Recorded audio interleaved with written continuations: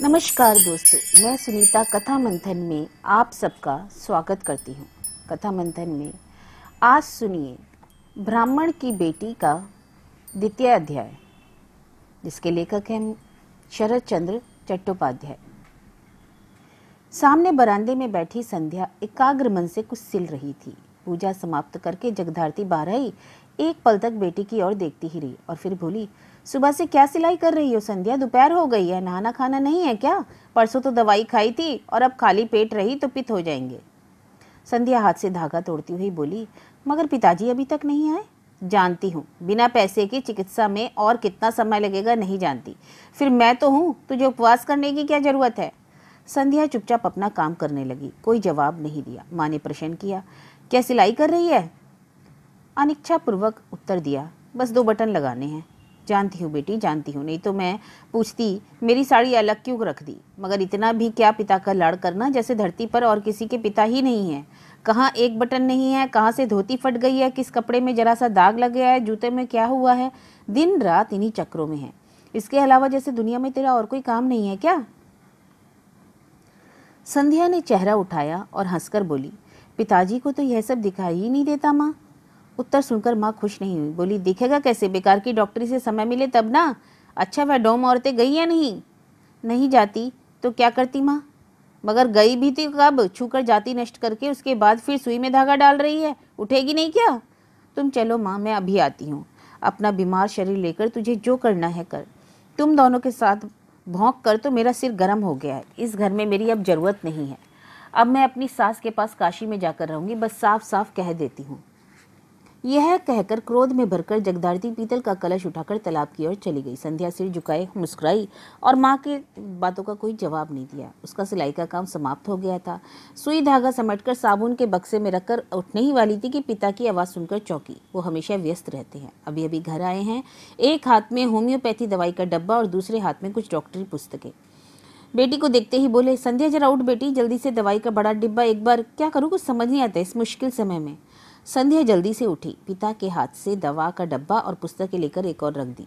बरामदे में एक चटाई बिछा दी। पिता का हाथ पकड़कर उस पर बैठकर पंखे से हवा करती हुई बोली, आज इतनी देर क्यों हो गई पिताजी?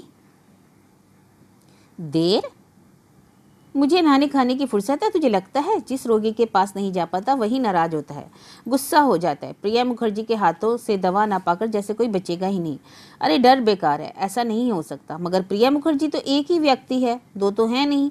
मैंने उनसे कहा, नंद मित्र भी कुछ तो प्रैक्टिस कर ही रहा है ना। 1-2 दवा के विषय में भी वह नहीं जानता, ऐसा नहीं है। मगर नहीं, मुखर्जी महाशय के बिना काम ही नहीं चलेगा। और उन्हें भी मैं क्या कहूँ, एक दवा का सिस्टम याद रखे, इतनी सहज विद्या नहीं है। ये इतनी सहज नहीं है। ऐसा होता तो सभी डॉक्टर बन जाते, सब प्रिया मुखर्जी ना होते। अरे पिताजी, कपड़े बदल लीजिए। बदलता हूँ बेटी, अब आज ही की बात लो। यूं पल्स सेटिला पकड़ा दी। प्रैक्टिस तो कर रहा है, मगर उसका एक्शन पता है? देखो जरा, मेरी तरह तू बता पाती है या नहीं? संध्या बेटी, पुस्तक खोल जरा एक बार। पल्स सेटिला। आपको पुस्तक की क्या जरूरत पिताजी? आज भोजन के बाद उसी दवा के विषय में आपसे पढ़ूंगी। पढ़ाएंगे ना? जरूर पढ़ा दूंगा। असली फर्क तो यह पुस्तक एक बार। चलिए पिताजी, आपके पैरों में तेल लगा दूं। बहुत देर हो चुकी है, माँ नाराज हो जाएगी, कहकर उसने उद्गीन नजरों से एक बार देखा और माँ घाट से लौट रही है या नहीं, और पिता की आपत्ति से पहले ही कटोरी में तेल लेकर पिता के पैरों में लगाने लगी। ओह, थोड़ा सब्र कर बेटी, एक बार देखकर। आज किस किस का चेकअप किया पिताजी? अच्छा, वह पंचामा जी के दादाजी? अरे वह बुड्ढा, बेटा मरेगा मरेगा, देख लेना संध्या। और वह परान चटर्जी, उस पर तो मैं केस कर दूंगा। जो रोगी मुझे मिलता है उसे तोड़ आता है। एक दिन से ज़्यादा कोई मेरी दवा नहीं खाना चाहता। क्यों? वह उस पाजी उल्लू के लिए। क्या किया पता है? पंचा के दादाजी को मैं एक दवा देकर आया। जैसे ही निकला वह वहाँ पहुँचकर पूछने लगा, क्या दिखाया, क्या दिया दिखाना? संध्या गुस्से से बोली, उसके बाद और ज्यादा पिता उसके गुस्से से बोले। उस बज्जात ने पूरी शीशी दवा की पी ली और बोला, यह दवा है, सारी पी गया। मेरी दवा वह पीकर दिखाए जरा। यह कहकर एक केस्टर ऑयल की शीशी दे आया। अब वह मुझसे कहते हैं, डॉक्टर बाबू, उसने तो आपकी दवा एक ही घूंट में पी ली, अब आपकी उसकी दवा पीकर दिखाओ, तभी हम सब आपकी दवा खाएंगे, नहीं तो नहीं। संध्या डर से व्याकुल होकर बोली, तुमने वह दवा तो नहीं पी? नहीं, कैसे पी लेता, मगर इतनी दोपहर तक घर घर घूमता रहा, एक भी रोगी नहीं मिला। परान के ऊपर मैं जरूर केस करूंगा, यह बता देता हूँ। गुस्से और अभिमान के कारण संध्या की आंखों में आंसू आने लगे। अपने पिता को संसार के सारे उपद्रव, लांछना, उपहास, परिहास से बचाने के लिए वह दिन रात अपने हाथ बढ़ाकर उन्हें बचाने की कोशिश करती हैं। भीगी आवाज में बोली, मगर आप क्यों परायों के लिए धूप में मारे मारे फिरते हैं? यहाँ पर लोग ही कितने आते हैं आपसे दवा लेने के लिए, मगर आपको ना पाकर लौट जाते हैं। इस बात में सच्चाई की थोड़ी कमी थी। गांव के गरीब दुखी लोग दवा लेने जरूर आते थे, मगर वह उसके पिता से नहीं बल्कि संध्या से। छोटी मोटी बीमारी का इलाज करना उसने अपने पिता से ही सीखा था और उसकी दी हुई दवा से ज़्यादातर मरीज ठीक हो जाते थे, मगर उसके गुरु से मरीज यमराज की तरह डरते थे। इसलिए वह सतर्कता के साथ उसी समय घर आते जब मुखर्जी महाशय घर पर नहीं होते। संध्या यह बात अच्छी तरह जानती थी, मगर पिता के लिए झूठ बोलना उसे बुरा नहीं लगता था। मगर पिता परेशान होकर बोले, लौट गए? कौन कौन? कितनी देर पहले? किस रास्ते से गए? नाम पूछा था ना? संध्या मनी मन शर्मिंदा होकर बोली, नाम की हमें क्या जरूरत है पिताजी, वह खुद फिर आ जाएंगे। ओह, तुम लोग भी ना, नाम पूछ लेती तो क्या हो जाता, अभी जाकर एक बार देख आता ना। संध्या पिताजी को चुपचाप तेल लगाने लगी। शायद शाम को आ जाए, शायद। देख जरा कैसा अन्याय हो गया, सोच अगर किसी कारण नहीं आ पाए तो। अरे ओ संध्या, उस विपिन के पास तो नहीं चले गए? घर में क्या कुछ खाने को नहीं है? अचानक उन्होंने बात बदल दी। उन्हें खाने को देकर 1 घंटा बिठा नहीं सकती थी? जो नहीं कहूंगा, जो नहीं देखूंगा। कौन है? कौन झाँक रहा है? भीतर आ जाओ। अरे राम, मैं लंगड़ा क्यों रो रहा है? उनके बुलाने पर एक 40-45 साल का किसान बरामदे में आकर खड़ा हो गया और मजबूरी में बोला, जी कुछ नहीं। कुछ नहीं? वहाँ लंगड़ा रहे हो? ओह, तेल लगाना छोड़ संध्या। कुछ नहीं, साफ आर्निका का केस है। नहीं नहीं नहीं, तमाशा नहीं राम, में पैर दिखाओ। पैर दिखाने का प्रस्ताव सुनकर राममाई ने करुणा भरी निगाहों से संध्या की ओर देखा और बोला, जी हाँ, यह पैर कल मुड़ गया था, मैं गिर गया। प्रिया बाबू बेटी की ओर देखकर मुस्कुराए। देखो संध्या, देखा, बता दिया था ना कि आर्निका है। देखते ही मैं समझ गया। कैसे गिरे? जी पैर मुड़ गया था। दरवाजे के पास ही पानी निकलने की छोटी सी नाली है, उस पर से बच्चों ने तख्त हटा दिया। Agnes Apis. संध्या बेटी, याद रखना कि असली चीज स्वभाव ही है, महात्मा हेरिंग ने कहा है। जैसे ही पैर बढ़ाया, ठोकर लगकर, रुको रुको, अभी तो कहा था पैर मुड़ गया। मुड़ना और ठोकर लगना अलग बात है। जिन्हीं पैर मुड़ा ही था तभी मैं गिरा। अनमना, याद नहीं रहता, अभी कुछ कहता है फिर भूल जाता है। उसके बाद क्या? पंडित जी, कल से ही दर्द के कारण पैर नहीं रख पा रहा, कहकर उत्सुक निगाहों से उस आदमी ने संध्या की ओर देखकर लंबी सांस ली।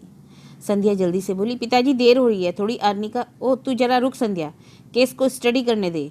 सिमिलिया सिमिलिप्स रेमेडी सिलेक्ट करना कोई खेल नहीं है, बदनामी होगी। उसके बाद किस तरह का दर्द है राम में? जी बहुत ज़्यादा दर्द है। ओहो, यह नहीं पूछा कैसा दर्द है? रगड़ने जैसा, मरोड़ी जैसा, सुई चुभने जैसा या बिच्छू काटने जैसा?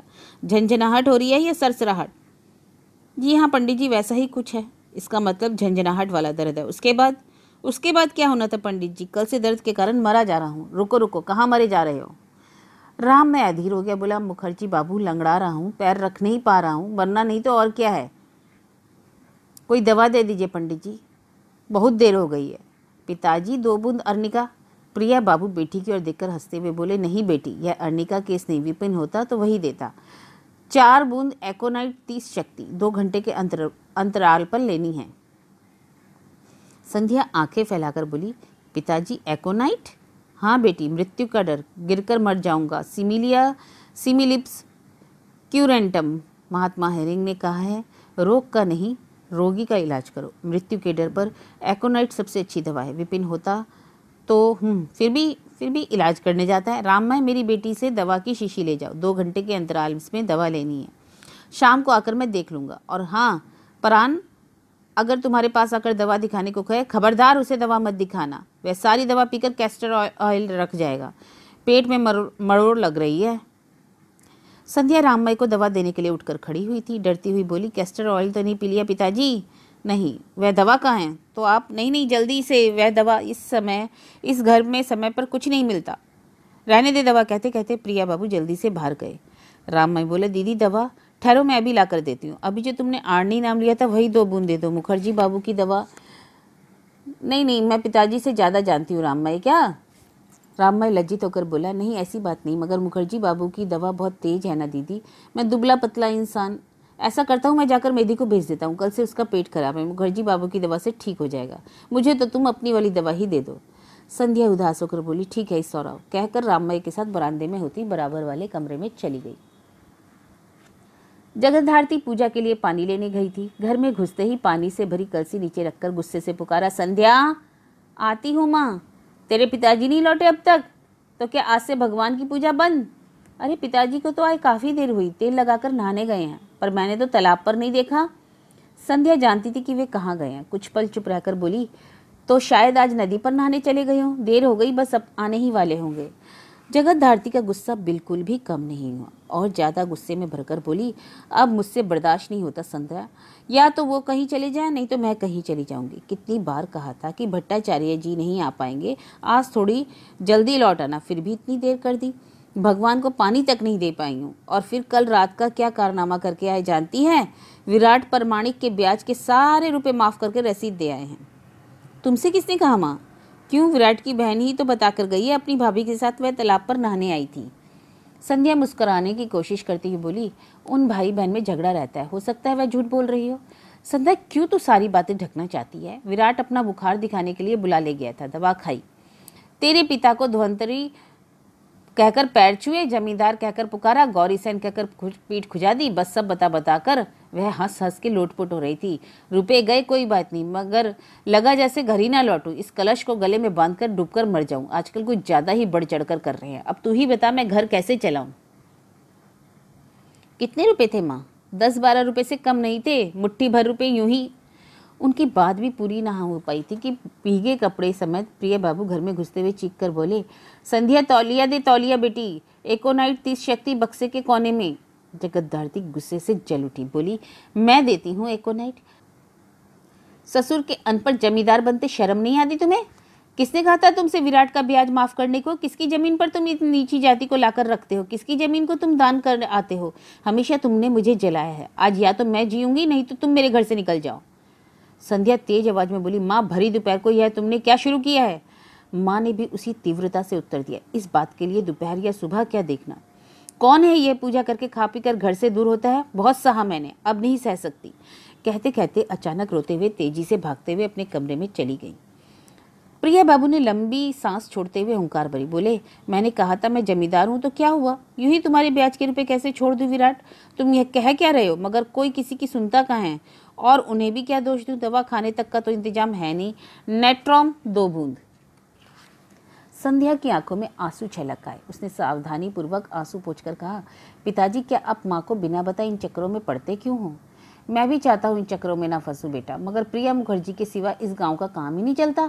यह बात भी अच्छी तरह जानता हूँ, कौन कहाँ बीमार पड़ा, कौन कहाँ। बात पूरी होने से पहले ही संध्या चली गई और अगले पल सूखे कपड़े और तौलिया देते हुए बोली, और देर मत करो पिताजी, पूजा समाप्त कर लो, मैं अभी आती हूँ। यह कहकर वे अपने कमरे में चली गई। प्रिया बाबू भी सिर पहुँचते हुए शायद पूजा घर की ओर चले गए। बड़बड़ाते हुए कहने लगे, ओह फिर से पेट में मरोड़ उठ रही है, प्राण का तो ओह ओह करते वो चले गए।